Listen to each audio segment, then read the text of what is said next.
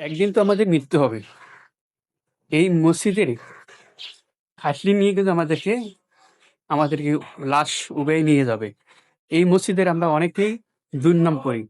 অনেকে এই মসজিদের ইমামের দুর্নাম করি, মুয়াজ্জিনের দুর্নাম করি।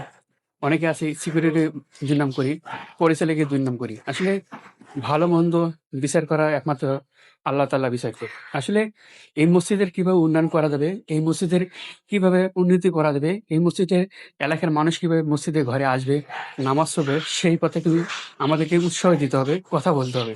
আসলে আমরা অনেকেই অনেকভাবে কথা বলি। কিন্তু আমাদের দেশের, আমাদের এলাকার, আমাদের ইউনিয়নের, আমাদের গ্রামের যে মসজিদগুলো, এই মসজিদের ইউনিয়নের যে কমিটি থাকে কিংবা ইমাম থাকে, তাদেরকে আমরা অবশ্যই সম্মান দিয়ে কথা বলব।